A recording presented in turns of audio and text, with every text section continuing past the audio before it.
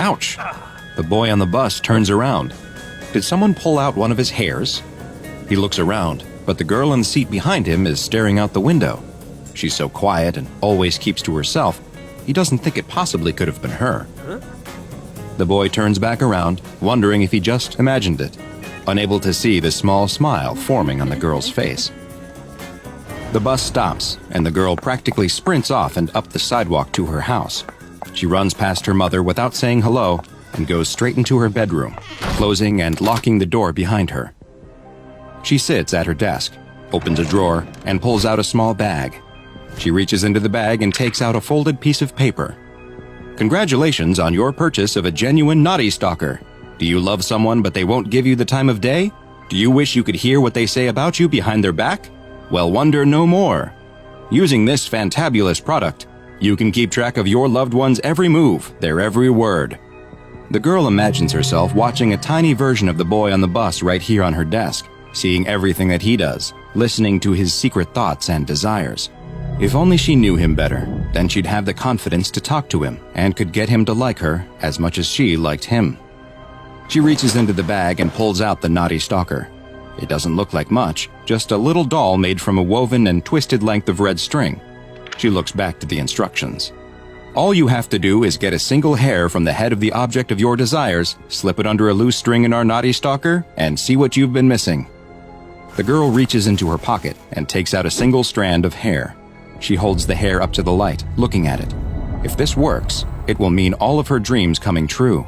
Just like the instructions said to do, she takes the hair and slides it under a string on the doll's body. She sets the doll down on her desk and waits. And waits. And nothing happens.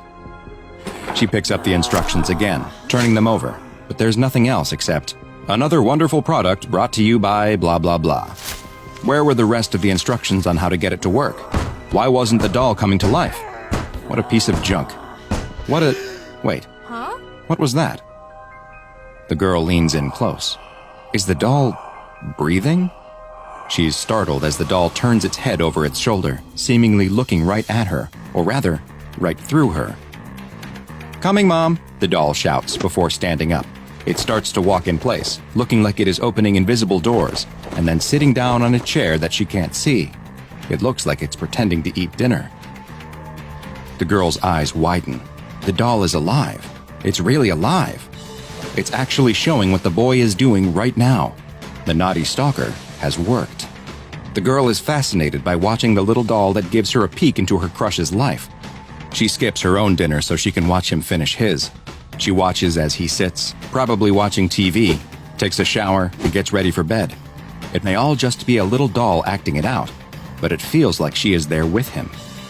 She watches the doll sleep for hours before falling finally asleep herself, her head resting on the desk next to him. The next morning, she passes by the boy and his friend sitting together on the bus and goes to the very back.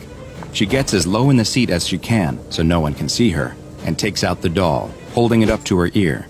She listens to one side of the conversation as the boy talks about the action movie he watched last night, Weapon of Mass Extinction. The boy talks about how much he liked it and how it's his new favorite movie. This was perfect.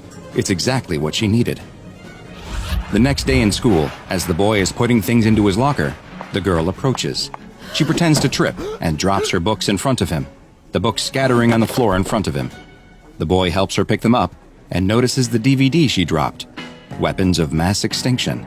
She explains that she brought her favorite movie to school to loan it to a friend. What a coincidence that they both happen to love the same film. The boy and the girl, bonding over their love of low-budget sci-fi action films, start spending more and more time together. No one has ever understood him the way that she does. It's as if she has known him for years, even though they've only been friends for a few days. Things move quickly, though, and before long, he realizes that he is having romantic feelings for the girl. This is all the girl had ever wanted, and it's all thanks to the Knotty Stalker. Things are going so well, in fact, that she imagines she won't even need it much longer. But then, something strange happens. She is sure she heard the boy tell his friend that he loved baseball, but when she brings up the idea of going to a game together, the boy looks at her like she was crazy. He hated baseball. After that, things seem to change. The boy is still so nice when they are together.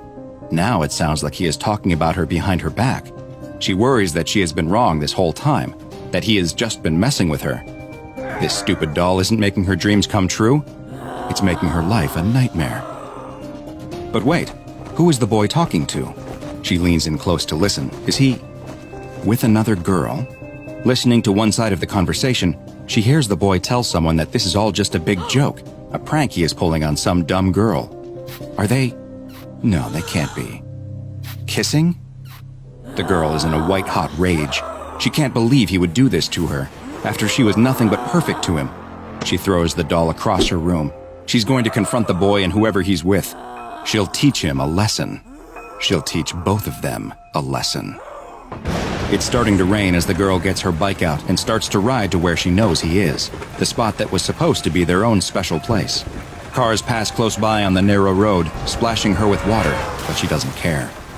She finally reaches the picnic spot where he took her just a few days ago, and she sees a car parked nearby. It must belong to the evil seductress he is with. The girl glares at the car. She grits her teeth until they feel like they might crack. Her fists are clenched so tight that she can't tell if it's the rain or blood from her fingernails digging in that she feels running down her palms. But she doesn't care. She's going to show both of them what happens when you break someone's heart. She takes a step towards the car, and the car that struck her slams on its brakes. The driver gets out and rushes towards her. It's the boy. Her boy. The older couple who were stopped on the side of the road with a flat tire run over to help. The boy gets down next to her and cradles her head in his lap, and they have one last moment to look into each other's eyes before the light fades from hers. Unfortunately for all involved, their lives would never be the same. But how could they have known that they were the victims of an encounter with an anomaly that, while small, is extremely dangerous? One that is known to the SCP Foundation as SCP-693, the Knotty Stalker. SCP-693 are multiple humanoid-shaped dolls, measuring roughly 18 centimeters in length, each made from a single string that is either red, blue, yellow, or black, with onyx beads for eyes. Their clothing will vary in color and style, and seems to have no bearing on the properties of the doll. The string doll will behave exactly as one would expect, showing no anomalous properties at all, until the owner takes the steps that are spelled out in the instructions that always accompany SCP-693. The instruction sheet congratulates the owner on their acquisition of a Knotty Stalker and explains that in order to use it, a single hair from another person must be inserted into a loop of its string, at which point, the doll will attune to that person. The doll will then come alive, mimicking the actions of the hair's owner in real time, including their speech. The doll will perfectly portray the attuned individual for 9 days, after which point it will become unreliable. The exact way in which SCP-693 begins changing the speech and actions depends on the color of its base string, but in all cases, its end goal is to drive the current owner of the doll to their death. SCP-693 goes about this by feeding inaccurate information to the owner. Dolls made of red string try to send their owner into increasingly violent fits of rage. Dolls comprised of blue string try to depress the owner and lead them to self-harm. Yellow dolls want to make their owners attempt unwanted acts of physical love, and black dolls encourage their owners to engage in activities and place themselves in situations that are dangerous. Interestingly, SCP-693 will attune not just to the living, but to the deceased as well. When a dead person's hair is placed in a loop of string, the Knotty Stalker will come to life, just as it does when a living person's is used. But instead of acting out the speech and movements of the person, the attuned doll will claim to be the deceased person and offer to act as a spiritual guide to the owner. But just like with a living person, at the 9-day mark, SCP-693 will become unreliable and will attempt to lead the owner down a path that results in their death. Once an SCP-693 instance is successful in causing its owner's death, a new doll instance will appear and be found on the owner's body. Several of these dolls have been recovered from Knotty Stalker victims, and currently, the Foundation has 7 red instances, 10 blue instances, 5 yellow instances, and 1 black instance in its possession. All instances of SCP-693 contained by the Foundation were originally classified as safe and kept in Containment Locker 12C-K, but following the events of Incident 693-E, that classification was revisited. During this incident, a researcher returned a Knotty Stalker doll to its Containment Locker, but in a lapse of judgment that went against Foundation protocols, they forgot to remove the hair that had been placed in the doll. When the locker was next opened, the dolls were observed to have all been moved. They were found in a circle around the accidentally still attuned doll, which had been crucified upside down on the wall of the locker. It is unknown where the dolls acquired nails. After this incident, a camera was placed inside of the locker, and the results were surprising, to say the least. It turns out that SCP-693 instances come to life when they are not observed, even when they aren't attuned. While they have not yet been observed engaging in violent acts against each other, the camera has captured the Knotty Stalkers appearing to reenact the final 30 minutes of their last owner's life over and over. Following this new information, all instances of Knotty Stalker dolls were moved to their own separate 25 by 25 by 25 centimeter steel containers within the containment locker, and their classification was upgraded to Euclid.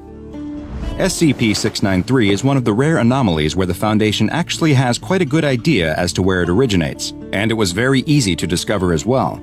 Provided that they aren't a deception, the instructions that appear with each instance of SCP-693 are quite explicit about where they come from. After congratulating the owner on their acquisition and explaining how the doll works, the instructions close by extolling the Knotty Stalker as yet another wonderful product brought to you by the Factory. For those unaware, the Factory is a place with a long connection to the Foundation, though the details on that will have to wait for another file exploration. All you need to know now is that the Factory produces a huge amount of anomalies, and it appears that SCP-693 is one of them. There are theories that the dolls may have been produced as an espionage tool, but as for why their primary purpose seems to be driving their owner to their death, well, that we simply don't know. Now go and watch another entry from the files of Dr. Bob.